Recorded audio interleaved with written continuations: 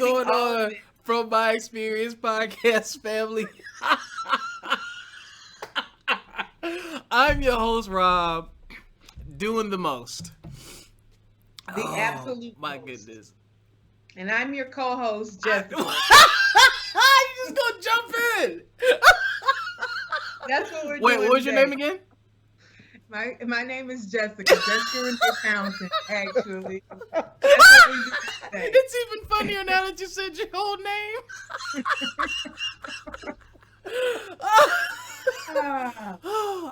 Shout out to our listeners, our subscribers, our followers, our supporters. Thank you so very much for continuing to stick with us on this wild and productive ride. Really quick, I want to shout out our affiliates.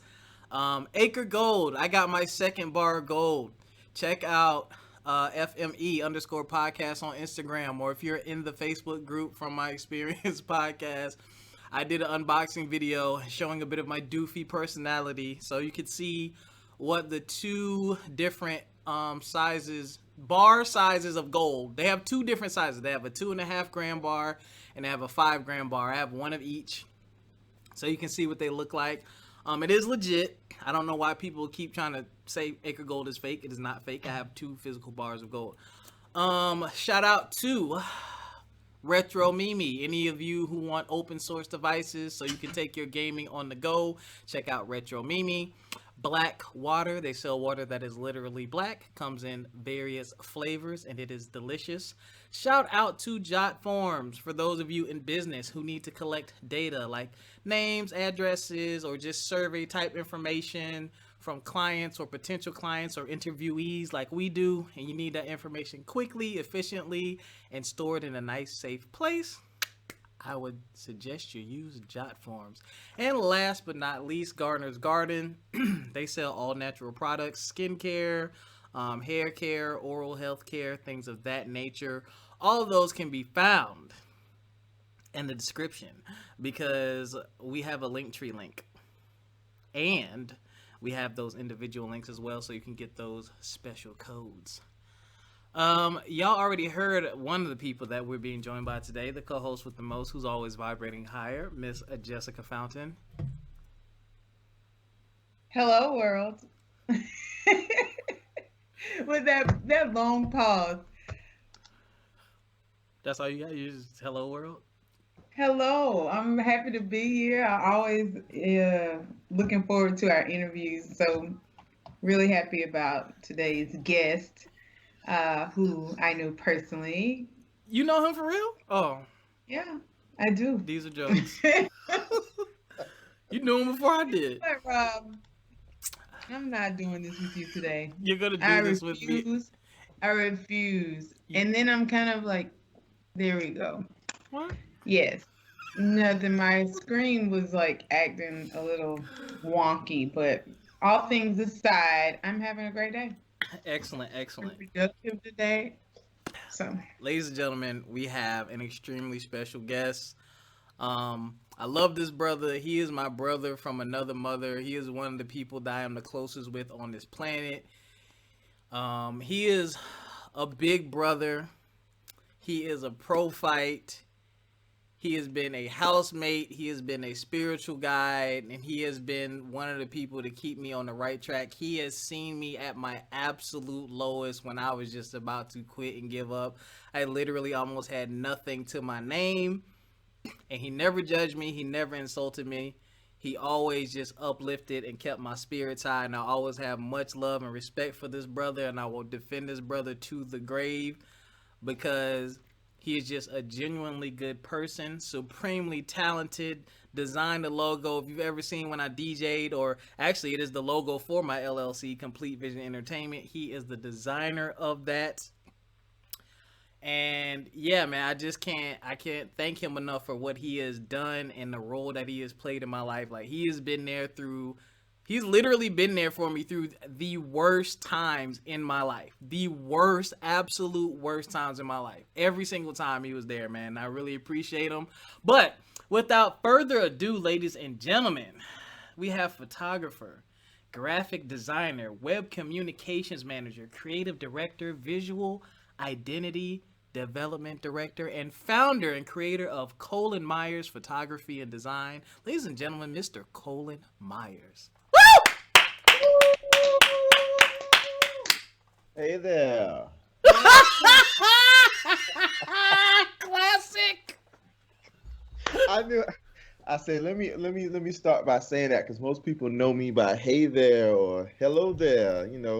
That's the most appropriate. But how do I go behind everything Rob just said? I don't know what to say now. I know it made me feel like I didn't know you personally. Like I was like, well, gosh, Here's that was that the was a thing hell about of an that is intro. that's crazy. But you're worthy of all of it. Say it again, I Rob. said the thing about that's crazy. He has done. I've seen him do the same for multiple people. Most people don't have the capacity to be there for people like that. Just one or two people. I've seen him do it for multiple people. Colin always sees the best in people. Always, even when they piss him off. Mm. Yeah, I don't know where my he get the personal patience. experience with you has always been great. So I always appreciate uh you for that. Our interactions over the years. So Eh, Excellent, excellent.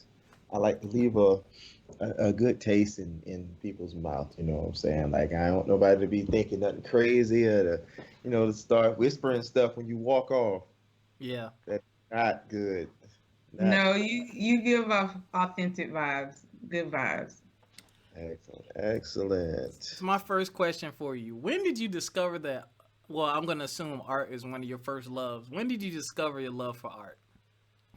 I want to say in the third grade. In the see, I'm the youngest male cousin, first cousin on my dad's side. So my older brother and my two older cousins, they were older than me, and they was like when I was in the third grade. I don't know what grade they were in, but they were drawing. So me, I want to hang with the big fellas. I want to draw too. So I was like, oh, I can draw that. And I think it was who came out? What cartoon came out was popular? Ninja Turtles and Marvel Comics was real popular. The X-Men cartoon came out. Um, I think this was what early '90s. Yeah. And so I'm like, shoot, I can draw too. I can draw, Ninja Turtles. I can draw the Lions and cartoons and X-Men. So I really wasn't competing with my classmates who also started drawing the popular cartoons. I was competing with people who were way better than me. And by that next year, I was like in the top two or three of my peers as far as drawing. And then that was fourth grade. So fifth grade, I just stuck with it. I stuck with it. I kept getting better and better and better. So you taught yourself how to draw. Um, I think my first real art teacher was in the sixth grade. Sixth grade? Yeah, yeah. And hmm, I never thought about that. I I speak for can myself. see it on your face. It's You're from like, what you just said. I wow. mean, sounds like you. They might. It seems like you taught yourself, but someone may have helped you refine it later. Yeah, that's a very accurate statement. Very accurate statement. Because sixth grade, all we did was it taught us about line and shape and value and things of that nature. But as far as drawing exercises to bring that ability out, all we did was draw still lifes. Hmm. Draw still life. Seventh grade, same thing. Eighth grade, we didn't. I didn't do anything. Eighth grade, high school, I had a an art teacher named Mr. Blackwell. Rest in peace, Mr. Blackwell. Now he handpicked all of the artists from our high school and pretty much brought us under his wing and made sure, okay, I see where you at. Let me teach you this to take you to a level higher, Hmm. level too high. Okay. Hmm. So now, when I met you, I knew you were drawing, you were painting, and then later on, it developed into photography. So, how did that transition work? Were you always interested in multiple, what's the word, mediums of art? Yes, Okay. yes, yes. Every art class, it was always multiple things, multiple things. So, you know, of course, everyone has their favorite of what they like to hone in on, but I excelled in pretty much everything. Like if you the best, Yo. if you're You the better best blow one, your horn. Bonk. I'm here for it. if you're the best in class when it comes to art, and then y'all start doing sculptures and then pottery and why no, I'm gonna try to be the best in the class on every medium we go to, everything we do. Mm. Try to be the best. So let me see. What was the question again? When when did you realize you when did you transition into photography? There we go. Okay, okay. Ooh.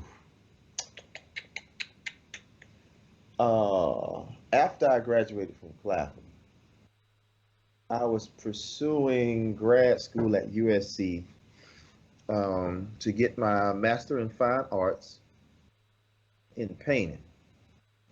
Mhm. And in the process of doing that, I realized, this is something I'm going to have to make a living off of. And being in Orangeburg, South Carolina, or the PD area of South Carolina, not too many people want paintings. Mhm.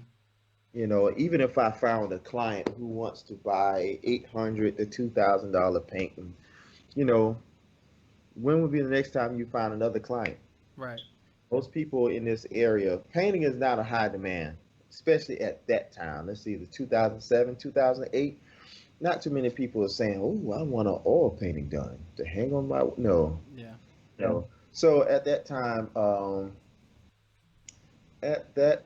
me and uh, I'm trying to remember who. Oh yeah, I remember exactly who. Trying not to say certain names. Uh, You and someone. yeah, me and someone were dating, Oh, and shizzle. yeah, Oh Lord, Uh huh. I'm done. me and someone we were in a relationship, and this individual they they were also an entrepreneur. They had their own clothing store, and so all of their friends were always there, and I was always there because I worked there as well. And they saw my photography work. I did a photo shoot, just playing around, Mhm. and it was like, "Whoa, you took these pictures?" I was like, "Yeah, that's just a little something I do. I do photography too." And it was like we didn't know. We knew you could draw and paint and sculpt and and murals, but we didn't know you knew photography. So I'm like, "Yeah, I do a little bit of everything. I do everything." So one of them was like, "Okay, well, she was like 7.5 months pregnant." She was like, "Well, I want you to do my maternity shoot." I said, "Oh, okay, okay." At that time, I did not have a job, Mhm. so why not? I mean, outside of working inside the store, why not? Extra money. Let's get it. So I did that. And I guess the other friends was like, we gonna see how these come out, But when they saw how those pictures came out, they got excited and they wanted to take pictures. And Facebook was at that time, Facebook was just opening up to everyone outside of college. Yeah. And Facebook was that platform at that time was still young but growing very fast. So I want to say the algorithm back then was more quote unquote pure. Yeah. And so I posted pictures, they posted pictures. They post who took the pictures. When I posted, they tagged them and a couple shares and likes and comments and things like that. And so it was easy to grow very fast on Facebook. The Facebook growth is serious. I remember those days, man. I remember some of those moments, man. And it was, you were emerging when, I've said this on past episodes. You emerged. You were one of maybe outside of Cleve and Cecil. Y'all were like the only three that I knew for photography. That was it. You know. Um. Me, Cleve, Cecil, Joey, um, Joe. Yeah. Clarence Jackson, um, as far as classroom nights at that time. Montez, but I don't know. I don't know if he was taking pictures back then. It He was came. it was a short. Now it's like Montez came in like maybe like 3 years after us Got because you. we were real graphic design heavy. We were real Yep. graphic design heavy, and the main reason why me, Joey, and Montez started doing photography, because three of us used to talk about this all the time. We were like, we're doing designs for people, but they're giving us we need pictures to put on the flyers and designs, right. and they were giving us very bad pictures, very, very, very bad pictures. So we was like, yo, let's Joey got his camera first, then I got mine, then Montez got his, and we was shooting. We was shooting, and next thing you know, more people wanted pictures than they wanted flyers and design work.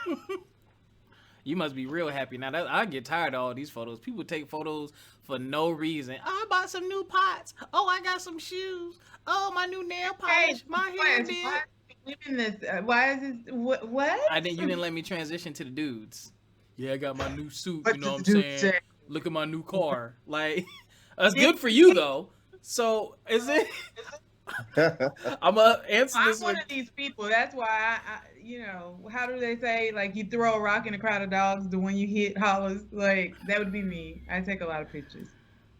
But I never heard that before. you never heard of that?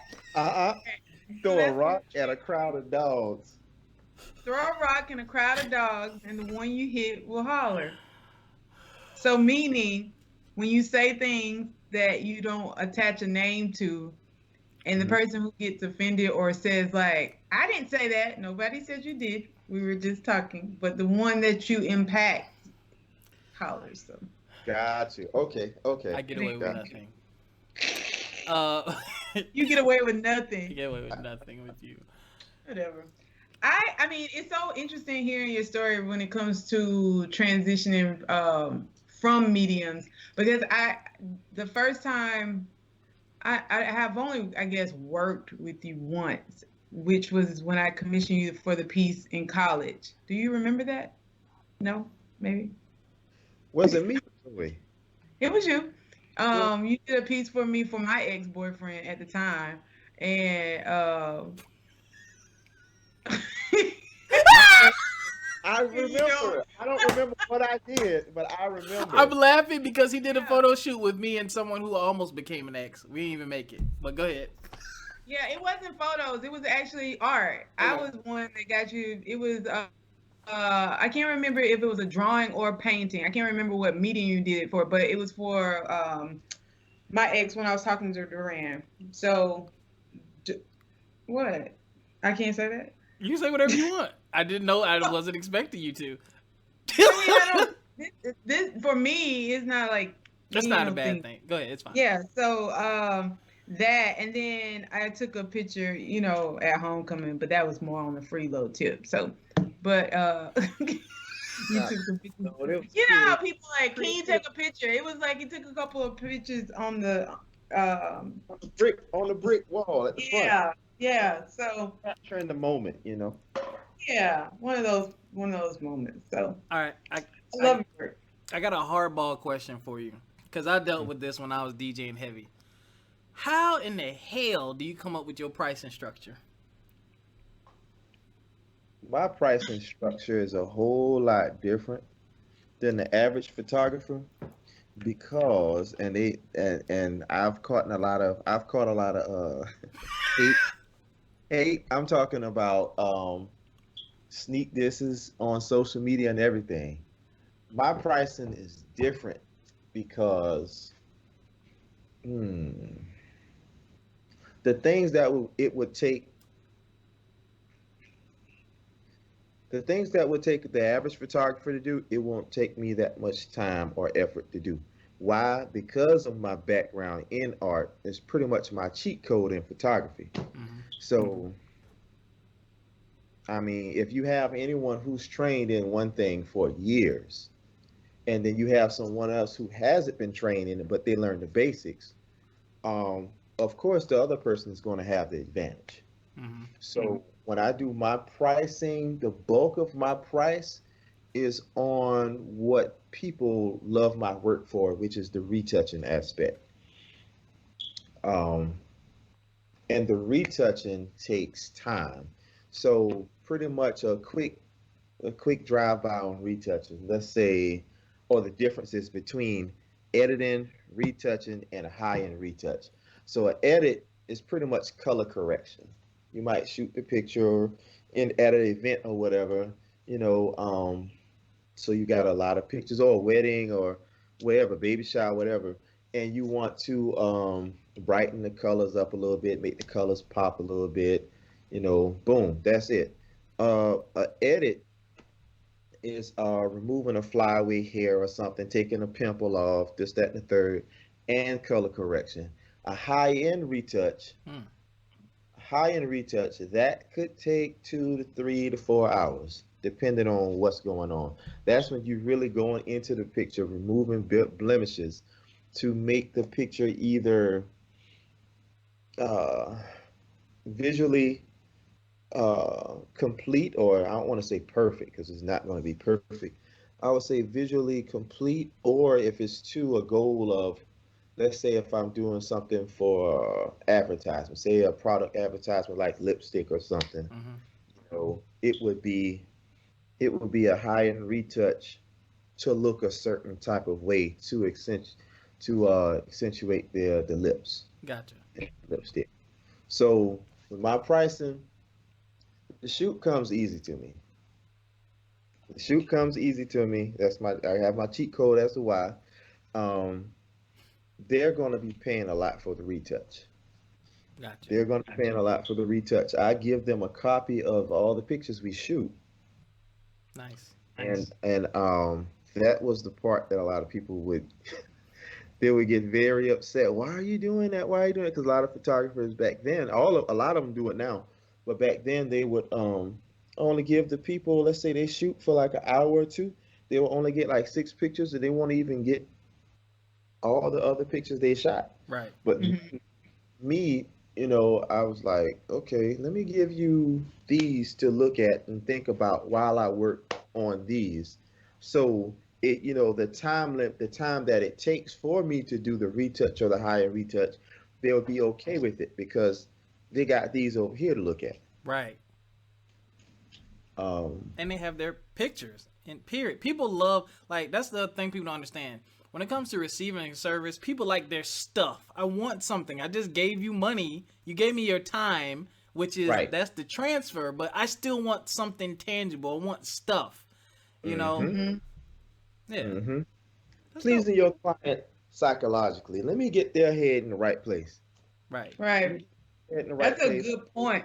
I mean, I feel like it's a piece of business that a lot of people don't capitalize off of when it comes to there's front end processes and back end processes, and understanding what the client wants on the front end, like you said, psychologically pleasing, and it's not manipulative. I mean, I guess in the true word of the word, what manipulate means, but not in a negative way. It is to really kind of set that tone and set that understanding of they're ready to receive it, and they're now the ideal client because you've kind of got their juices rolling in terms of something to like and engage with. And I Mm-hmm. guess that could be another avenue of income for you because they might have picked 5 pictures for you to do a high end retouch, but when they're looking through, ooh, I want you to do these three as well. Mm-hmm. Yep. Yeah. And they don't mind paying. They do not mind paying. Yeah, you They, have some quality work. I saw what you oh, posted recently on Instagram. appreciate it. That was a little different. Those hearts Uh, weren't dark enough. Appreciate it. Wait, tell them Not your those Instagram parts, real quick. Mr. and I purposely did that too. I purposely did that. You Purposely know, did. Tell them your Instagram real quick. My Instagram is Colin M Myers. That's COLIN M and another MYERS. Yeah. Yeah. Now that on my Instagram, I purposely post certain pictures. That's because I shoot all types of photography. Um, I only post uh, models and artistic things on my Instagram page. Oh, I did not Oh, I see did her. not see her. Pardon me. Pardon me. So I I'm like thinking that spread about. actually. The latest one. That was good. Thank you, thank you, thank you. I'm thinking I'm going to start another Instagram page to show the weddings and the event photography, and Nice. also branding photography, the stuff I do at Claflin University, with the billboards and the calendars and the advertisements and things of that nature. Is it like a Sure. dream come true to be able to work for your alma mater? One of Oh them? my, ooh, ooh. Maybe Uh, not a dream come true. Maybe Next question. a dream destroyed. Next question. All right. Moving on. That was too personal, y'all. Not that we had anything negative to say. right, right. uh, do okay. Do you honestly feel like okay? So let's say this. If you had some words of wisdom for someone coming in behind you, or some of your fellow photographers out there, because I know I come to you when I need artistic advice. You're one of the few people that I come to, and I'll send you a picture or something, and I'll say, hey, what do you think about this? And you'll kind of give me the artistic view. What is something you see or notice, similar to what you said, like how some people don't give people multiple pictures? What's something you see that's running rampant, that's common in your field of photography that you wish would change or that people would reconsider that would help their business? Um, hmm. Uh, No shade, y'all. This is just to help y'all out. yeah, definitely no shade. Definitely no shade. Be- I would urge them to either find a mentor, a qualified mentor, qualified. Okay, let me back up. Let's see. I wouldn't say qualified. Well, yeah, Yeah. qualified. Um, to find a good mentor. See, the problem is a lot of people don't know what looks good. Mm. They don't know what looks good. There's a lot of yes men and a lot of yes women that are surrounding artists all the time. So they really don't know what looks good. And if they are always surrounded and seeing things that's mediocre, in their mind, this is acceptable. And then their mediocre get passed to different people around them and they accept it. So they really don't know what looks good. So in grad school, we every class we had to make a Pinterest not a Pinterest. We had one Pinterest account, but we have to make a what we call a folder on Portfolio. Pinterest. Uh, yeah, for every class. Mm. And what was the name of it? We had a specific name for it every semester. I can't remember, but you had to post things that look good, and you have to explain why it looked good, and the Ooh. per and the purpose of it was to teach them because when you get going in grad school, you don't know how their training was in that at their colleges. Some people over here might have this amount of training. Some people might have that much training, and that was to hone everybody into this one to the same page to bring some people up, and the people who are already up there, good for you. Um, and so the other photographers, advice to them: find someone who knows what looks good. They need to learn what looks good as well, and they need to study under that person. If they can't go and actually get into a classroom at an institution of higher learning and do it, find a mentor that's cheaper, it's faster. Find a mentor, study under that person. That person can teach them everything they need to know, and they get real time, real life experience because they can go with them to shoots. They can help and assist them with shoots. They can watch them retouch and edit pictures and all of those things because it's a lot of people. The whole entrepreneur, the Trying to choose my words wisely. uh, Entrepreneurship has really become a trend. Yes, it's a gig economy. People just doing it for a quick dollar. They don't care about the passion. I'll say it. hmm And the thing is, there are a lot of people who are doing it because of the trend. Some people are being talked into it, but really that's not really not their role. Like there's a sense of leadership in entrepreneurship, and everyone is not a leader. Mm. Ooh, So that's a mm. word. Everyone is not a leader. I definitely feel you on that.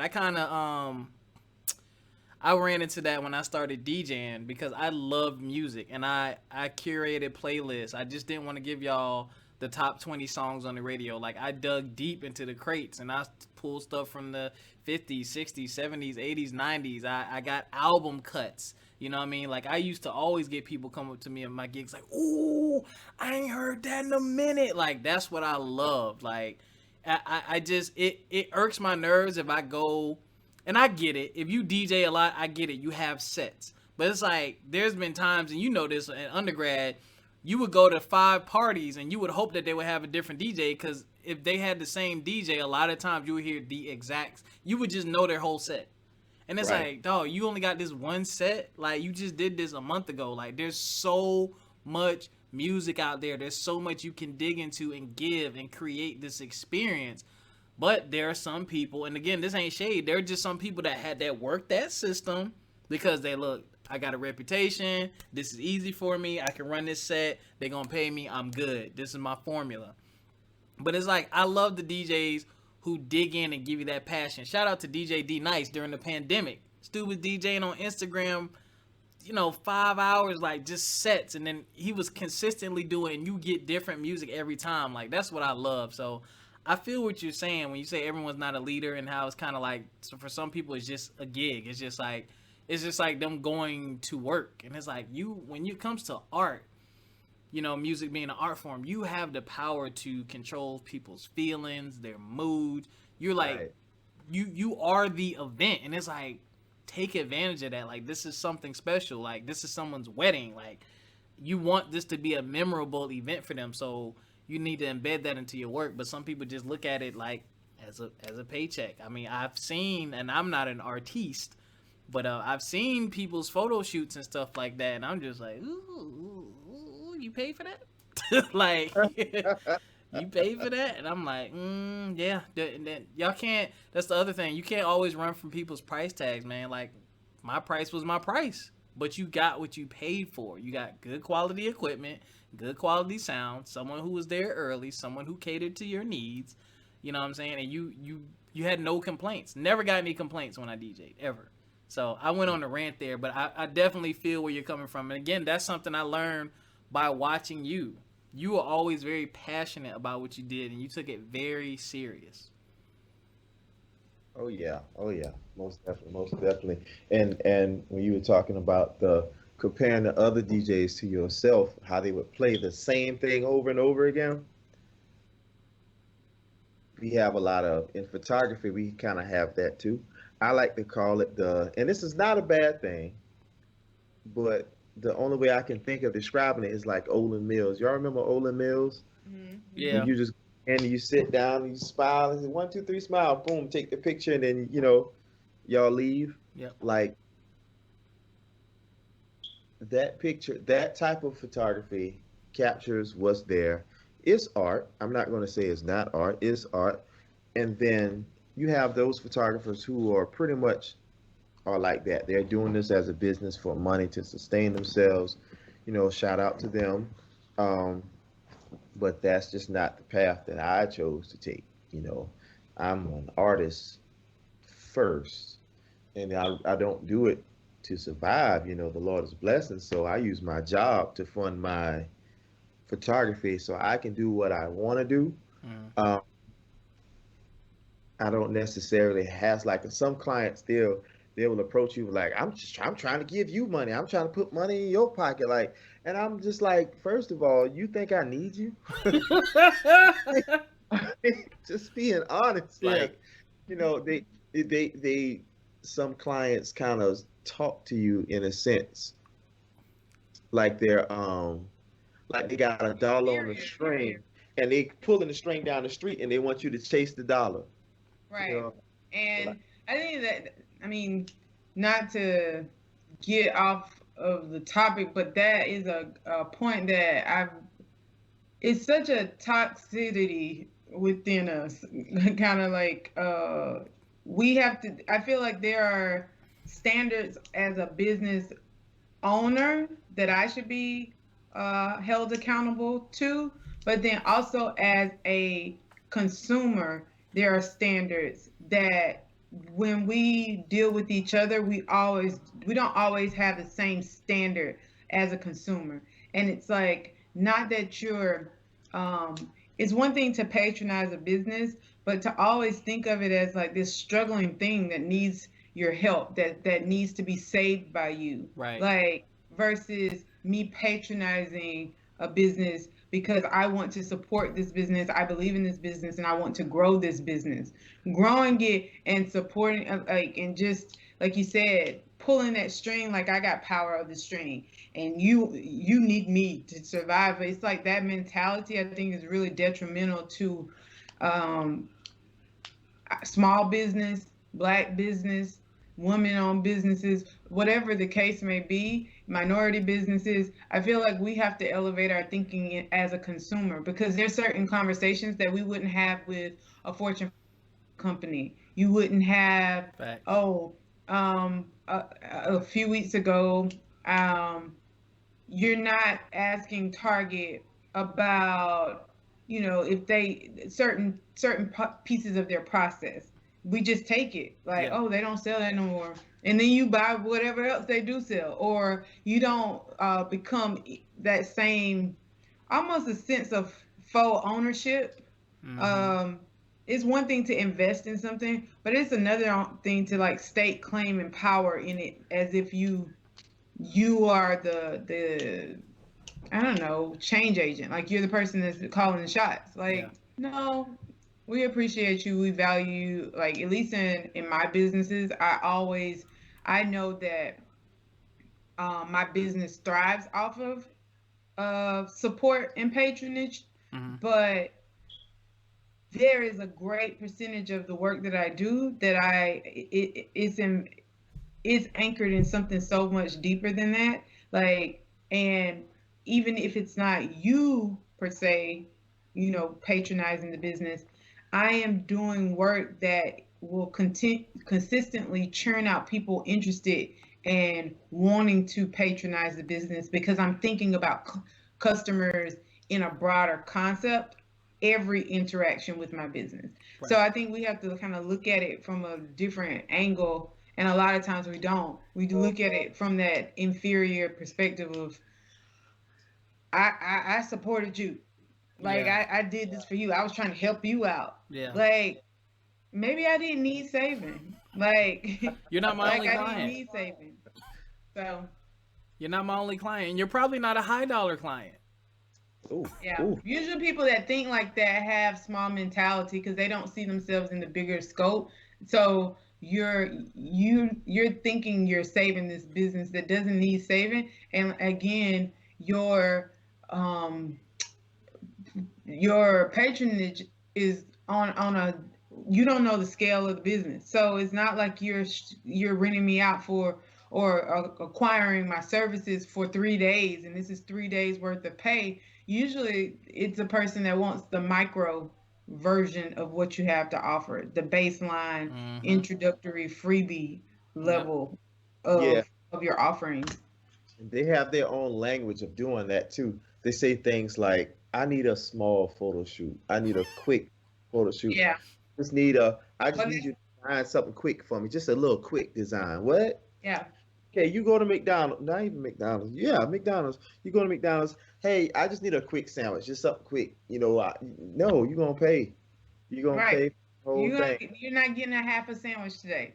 Yeah. Like Right. you're gonna either have to, commit to the dollar cheeseburger, or it's probably not even a dollar at this point. It's $1.50. which they went up, and you still patronize. And when we came around, it was $1. But Mm-hmm. things have changed, margins have changed, so they have adjusted. So you're going to either invest in that, or you're going to level up and pay the $5 or $6 for the premium whatever on a Kaiser bun or whatever that comes on. And I feel like whether you're talking about McDonald's, where you're talking about, middle line businesses, everybody has a baseline of service, an intermediate level of service, and okay, you fully committed you in this thing, and you want premium service. And I think that all of that comes at a price tag. Whether you want your cheeseburger, you want a burger, you want a cheeseburger, or do you want a bacon cheeseburger? Like, Right. all of those things come with a little bit more, and you're gonna pay a little bit more. And I think we don't. It's really kind of like a self-sabotage mental, I don't know, It like is.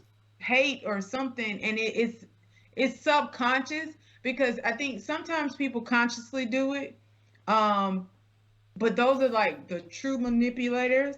And then I think that there's so many people that subconsciously haven't identified their own worth, so therefore they're looking at it like, from they're projecting.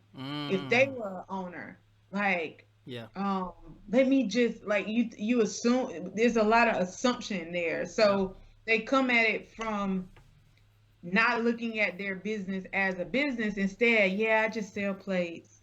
No, that's a business. Yep. Whether you sell plates or not. There's a guy that comes through the studio now, and they have their own restaurant business, but they, during the pandemic, they've transitioned to having, like, basically meal prep meals. So the meal is already ready. All you got to do is heat it up. But it's really smart, because they go through businesses like my own, where you have 40 people under this one roof that may or may not have had a lunch today, and you've Mm. now solved their problem by coming in with your cart of already pre-prepared meals to say, hey, you need lunch today? Oh, yeah, no, okay, you Right. need lunch today. And so they're selling these meals that they would sell already in their space, but maybe their space is not doing that well. So I don't know. It's like paying for service, paying for levels of service. Is this, how much of a problem is this person resolving for you? Like, if I'm coming to you, making meals for you, and serving you and giving you a whole experience, you're going to pay more than that than if you came and picked up the catering, because now all I am is just giving you the food. Right. You now have to go plate that, serve it, do whatever with it. But I solved a lot more of your problems when I brought it to you, set it up, Right. served it, and fed you. That's four different They avenues of don't see service it. that you need to account for. And I Yep. don't think we think of it that fully.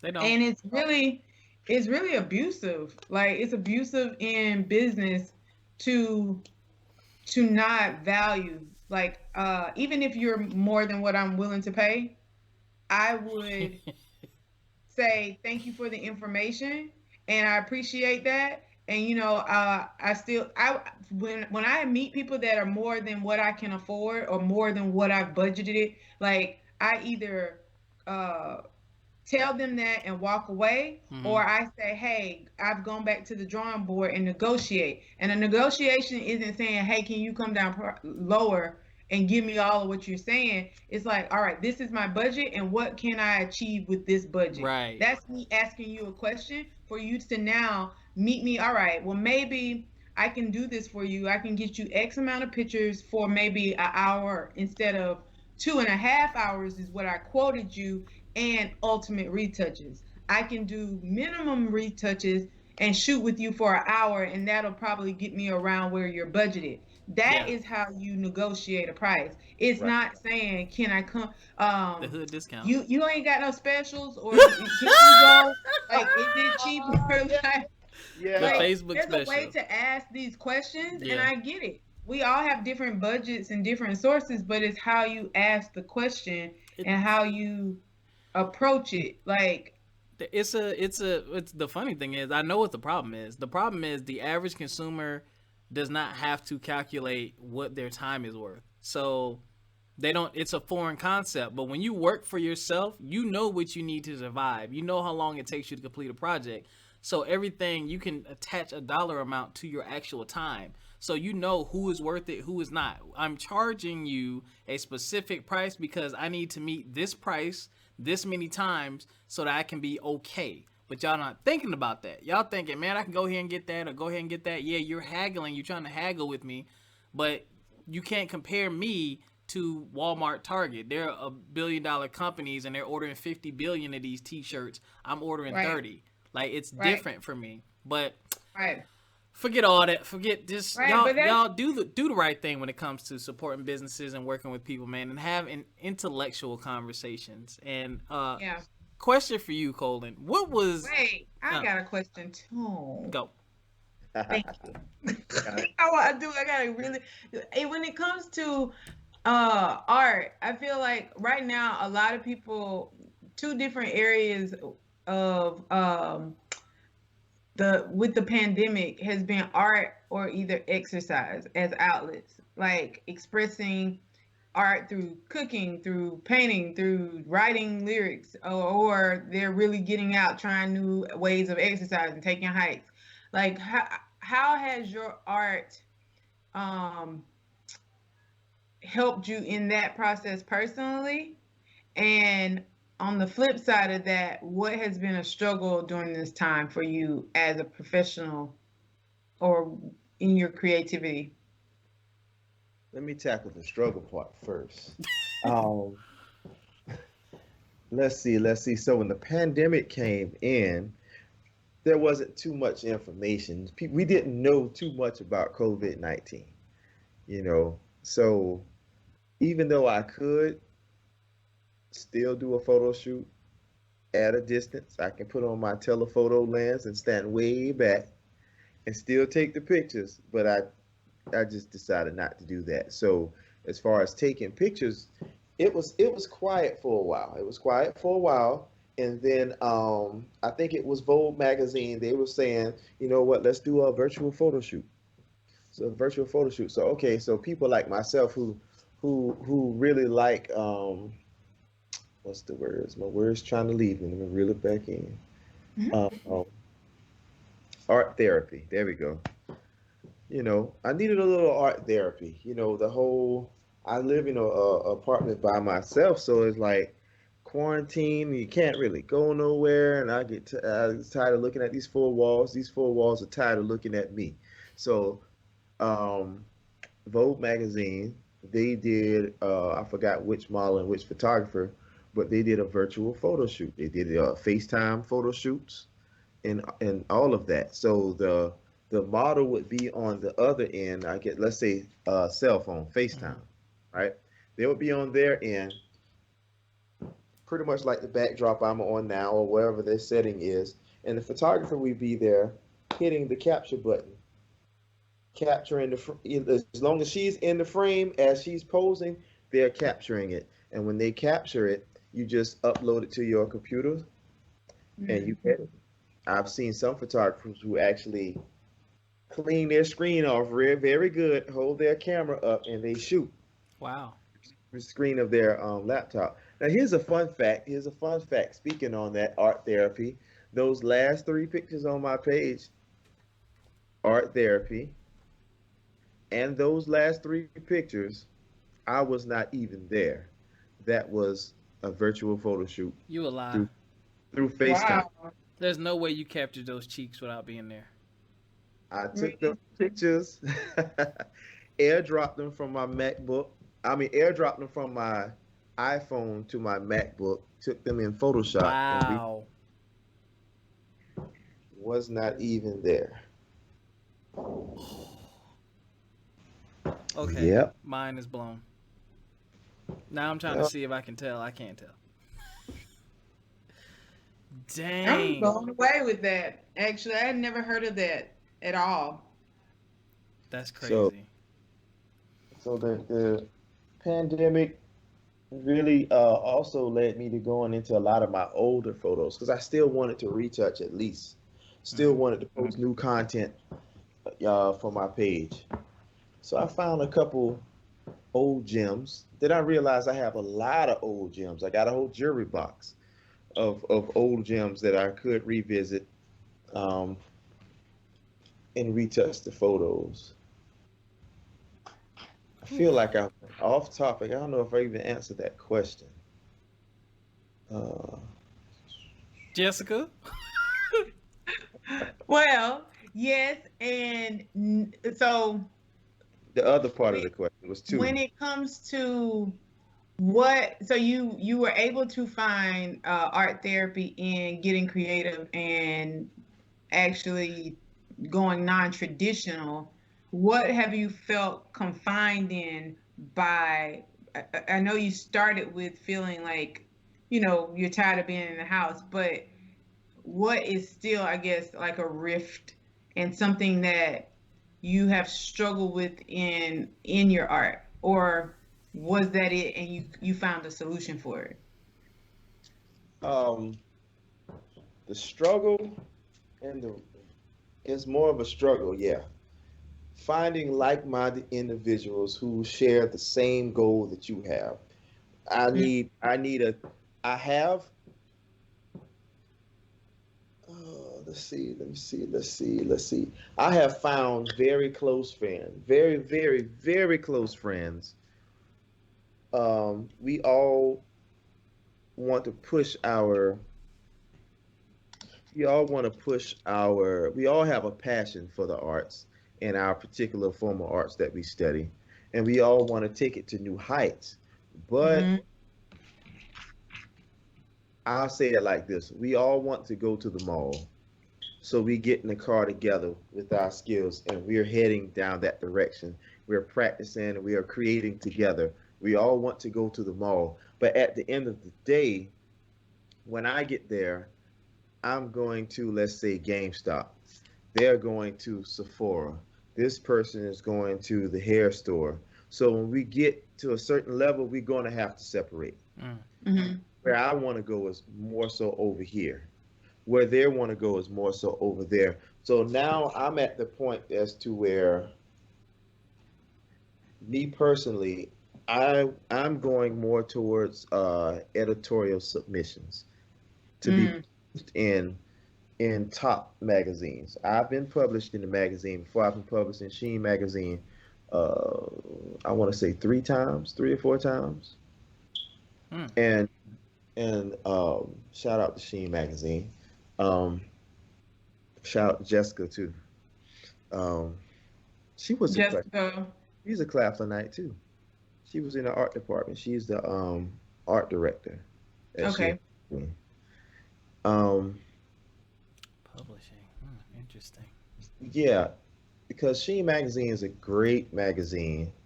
And the part about it in the photography and model world, a lot of people like to put published on under their profile pictures or on their profiles and stuff. Clubhouse, published model, published photographer, published where? Facebook. Oh. You know, like that. I wish I had that TikTok music. You know, the latest thing was somebody that say something, then they'll sit up, then the sound would change.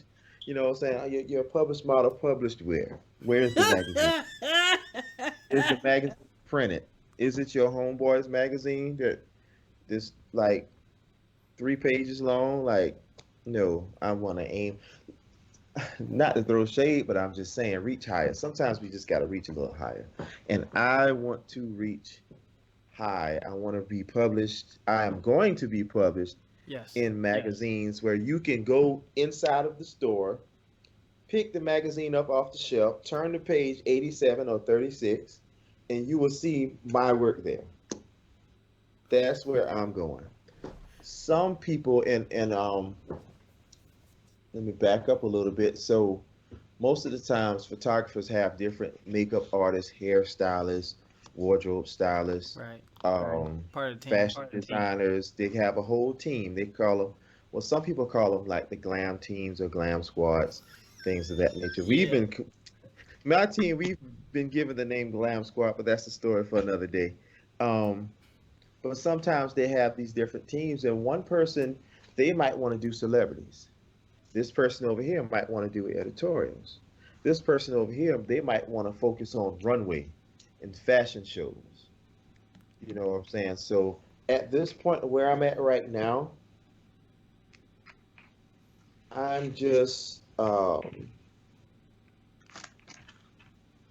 I'm in a place physically, as far as location, that's not everybody's goal. Right. That's not everybody's goal. A lot of people don't even want to go to the, in referring to my analogy to the quote unquote mall. A lot of people now, they are happy with just posting something off their cell phone and getting likes. Oof. Mhm. The They minimum. just want likes. They want that high of everybody giving them that attention. I told someone not too long ago, social media has brought a level of selfishness out of people Mhm. that makes them only think about them and want more about them, and they might not see it, but that small seed can grow into a tall tree real easy. Mhm. Quickly. Mhm. And that's something that a lot of people need to watch out for, because the tree. I mean, it's kind of obvious that a lot of people do things. Do what they say? Do it for the gram. Do it for the likes. Yeah. Mhm. Do it for the So it's gram. kind of, South Carolina is not the fashion capital. Like, you know, it's not Atlanta, Yes, it Vegas, is. or it's not. I had to explain that to the photographers and the models and everyone on Clubhouse. I'm like, you're in LA. You got all these different modeling agencies that you can just go and they'll find a model for you and they'll send them to you, or you go to the agency and y'all shoot, and you can do pulls from different boutiques and high Hmm. end clothing stores. I, we can't do that in South Carolina. They You got the can't go. resources. Yeah, they have many, many, many resources. So the next question becomes, how do you pursue this while you're in the location you're in? Now, if this was Mhm. 87, I would have to move. But this is 2021.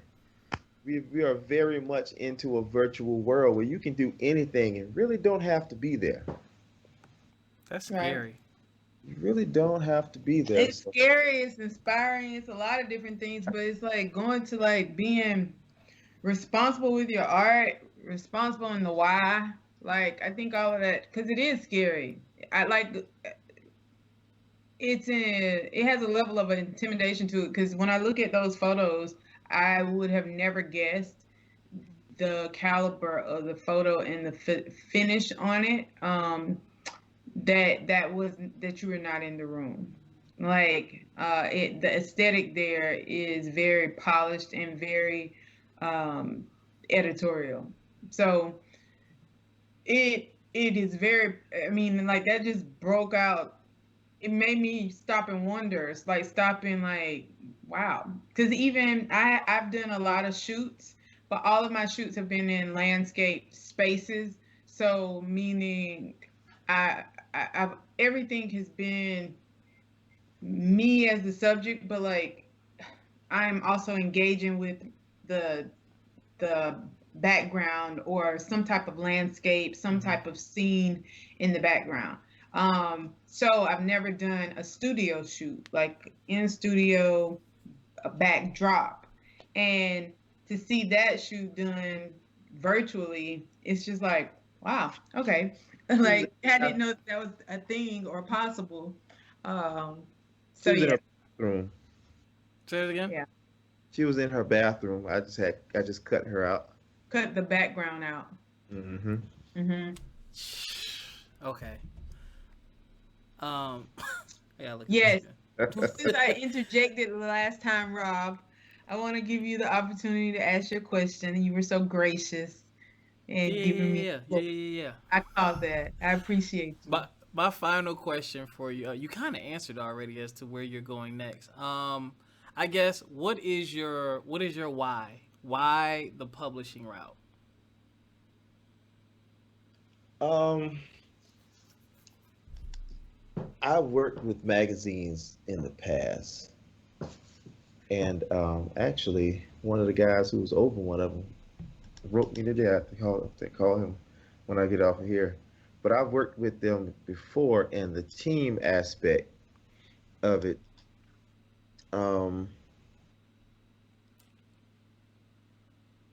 I like the teamwork aspect of it, where each person can focus on one area versus me having to put the outfits together, and I have to set up. I already have to set up or either find a location and scout that location for where the sun is in different times of the day to figure out what's the best time to shoot. Or I have to set up the backdrop and figure out what type of lighting. It's a lot of research goes going in that takes place before a shoot. Um, Mm. and if I have to do extra on top of that, fixing the flyaway hairs, fixing the hairs, making sure the makeup is right, this, that, and the third. I got a whole team of people. Everybody focus on. Everybody got one job. You got one job, and you got to do your one job right. That was very, very, very good. I've done all types of photography. I've done weddings, uh, different types other events, but weddings is a more popular. Weddings is considered its own genre. Um, I've done a little bit of sports photography. I've never done landscape. I've done everything except landscape. So out of all of these, I enjoy fashion photography and fashion editorial the most. The most. Understandable. I could see that just by knowing your work and looking at your work. Yeah. So and And, now that's what's published. and also advertising art, advertising as well. That's fun, fun and easy. Advertising is fun and easy. Um, if we as an entrepreneur, I keep jumping on entrepreneurship as a whole, but I mean, it kind of fits. It kind of fits. As an entrepreneur, you have to look at, we are problem solvers, and Hmm. you have to figure out what, if I'm doing this thing, do I know my target audience, and is there enough of my target audience around to sustain me Hmm. if I decide to do this? And so if we look at the problem solver, first of all, do your target audience even know that this problem exists? If they're happy where they're at, why would they even, if they're happy where they're at, why would they put more into what they're doing? So as a designer and a photographer, I have to I clearly see that a lot of entrepreneurs and some businesses, they are lacking in the visual aspects of their presentation, Mhm. of who they are, what their company is, things of that nature. How could they advertise this? It's in bulk. It's a whole lot of that going on right now, and it's not hard to show someone where they could be, where they can be. You Uh, could be here, but you're right here. So let me show you the difference between where you're at and where you can go quickly and easily. And by doing this, it was visually it set you a standard. It'll set you higher to a higher standard. And then when you do that, when your presentation goes here, your product is probably already there. A lot of times people have good product, but their presentation just needs a little help, a little push. yep. And what happens is, next thing you know, they actually can charge more because That's they true. have a more prominent presentation with their brand. Say if someone has a boutique and their logo looks kind of bad, needs a little work, Yep. and nothing is put together, I could go in and redesign their logo. This is where the visual identity comes into play. Redesign the logo, take that logo, redo their business cards. We just plan out maybe 2 or 3 shoots, um, create the advertisements, even down to the inside of the boutique. Decide what set up different components inside of the boutique that match the brand and the brand standards. So when you see the business cards, the advertisements, the boutique itself, everything is in alignment and is together. So, have y'all ever clothing stores like Express? Yeah. You go inside of Express or any major clothing store, you will see what I'm talking about. You will see the whole It all presentation fits. thing is uniform. Nike, Foot Locker. When you see Nike, Nike has many different products, but when you look at the different products, you'll know it's Nike by how it's presented. Yeah. That's a Mm. fact. That's a A fact. lot of entrepreneurs need artists right now, but if you knew better, you do better, and a lot of people just don't know. They've been just accepting. You know, Stop they've just accepting people. I think it's a little bit of both. I think they're accepting. I think a lot of people don't realize, like, we talk about this often, Rob, but like when you, this unlearning, oh, I could just do this myself. I could just, there Yeah. are a lot of things. I'm extremely resourceful, and I am a person that is an artist by nature, but I'm getting to the point where, okay, where technology has grown, where things have grown, I'm no longer like, I probably should delegate that. I need to get, I could do it myself, but I feel like at the end of the day, you're going to know that I did it myself.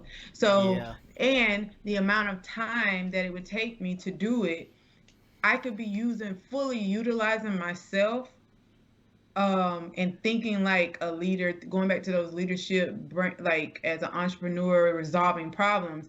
If I'm optimizing my time, the best use of my time is to use it in my lane where I am the expert, like, because I can really get things done over there and move faster versus trying to be in your lane and do something that you do really well and not allowing you the space to do that and let me work on this what I do well. Like, I could outsource that, but we won't outsource because of these like data. Like, a lot of it is unlearning what to be cheap about. Like, I understand Yes. we come from places where you might not have had the money at one point and maybe it was too much. No matter what it was too much. When I look at like my apartment now versus the very first apartment I ever got, like what my budget was then and what my budget is now, is not that I'm just balling out of control, Yes, you are. but I've grown. Like, I've put in a lot of work to grow to this space. Be quiet, Rob. Yeah, you're right. So with that, like when I lived my very first apartment, I had two roommates, not one. Like, and that was in Orangeburg, and so we were splitting the rent three ways, everything three ways. So now, like, I've grown, and it's like you don't have to continue to struggle. You can unlearn that struggling process, that struggling mentality, and really utilize people for their skill set, and be okay with it, and be okay to cut the check. And recognize that it's really an investment into your own thing. So if we collaborate on a project and I have a photo shoot for a spread or a campaign that I'm working on, the investment comes twice. I'm investing in your brand Yep. because I'm supporting you over, again, other artists, but then it's also a dual investment in myself, because now I'm choosing you because I think you're the expert and you bring a quality of work to the table, and into my own brand and my own campaign, because now I have quality pictures that I can use and utilize and do the business aspect. And I think so many times we look at it as just one fold, and I'm trying to help you out. Like, no, I'm really helping myself out in the process if I look at me as being a part of the team. And it's like, stop thinking like a crab. Stop thinking like a person I'm just always out here trying to put somebody else on instead of putting myself on. Like, I want quality work. I want to work with people that bring their very best to the table.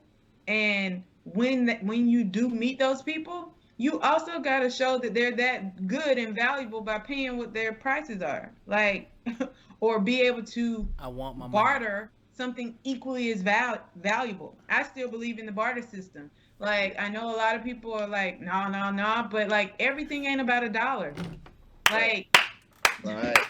So if you That's a meet fact. somebody that's super dope and they got the access, but I got the talent, and you create that, you negotiate that. All right, this is a shoot, but I want this to be produced in, if that, going back to the magazine, if you know that they have the pull to be, I want this in the next six months. Like whatever it is, something that's going to move your brand forward. But it doesn't always have to come down to money, and I think we get stuck on money and pride and all of these other, like, I don't know, Uncle toxic Charlemagne. traits. Yeah, Right, Uncle right. But Charlemagne said it best. He's like, every opportunity is not attached to a paycheck. And it's back to not. what you said, that used to be me, jack of all trades, master of none. Real estate taught me to delegate, delegate, delegate. Let me focus on what I'm good at and keep my time, and I can pay you. Because all you're doing is you're paying someone to occupy time normally that you would normally have to occupy. So, you know what I'm saying? You should be focusing on the 50, 60, 70, 80, 90, $100 an hour work, not the 5, 6, 7, $8 an hour work. Give that to Yep. somebody else. That's not where your profit is. Your profit is here. So invest in that. Y'all just got Yep. a whole business seminar tonight. Should have charged y'all for that. But Brother Myers has an important call to make because he's going to be published soon. But I want to thank you, my brother, for joining us on this episode. We truly appreciate it. Thank you for dropping the gems. You actually gave me some business things to think about. Branding is highly important, y'all. Those of you looking to start a business, or you are in business and things aren't moving the way that you would like for them to, I do challenge you to really look at your brand as a whole, kind of like what Brother Myers just said. Look at your business cards, look at your website, look at your pages, look at your social media. Is it cohesive?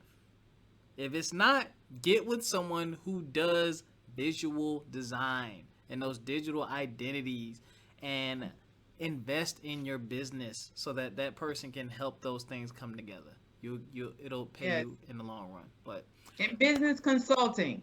If you need someone, I would be your girl. So, shameless plug.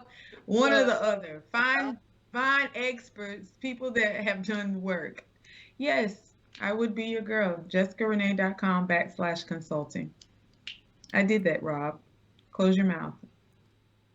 I'm Thank. stunned. Ah, Brother Myers, where can they find you? How can they contact you? And tell them where ooh, you're located. located in Orangeburg, South Carolina. Um, I'm gonna give my work email. They can contact me from colin.myers@claflin.edu. That's colin.myers@claflin.edu. That'll be in the description. CLAFLIN.edu. That will be in the description. Give them the Instagram one more time. It's Colin M. Myers, COLINMMYERS. Make sure you go follow that. He will fly out to take these photos as well. You're gonna pay extra for that. Uh, That or if you part. need a digital photo shoot, hey, holla at Colin. But Oh, we do it all. thank y'all again for supporting the show and listening and liking and subscribing. You know, you can find me personally, complete spelled with a K _vision on Instagram. You can follow the podcast at FME _podcast. Don't forget about the Facebook group From My Experience Podcast. Jessica, where can they find you? You can find me on Instagram at exposure, EXPOZHER, as well as I stated, my consulting page is Jessica Renee, and that's Renee, RENE, .com/consulting.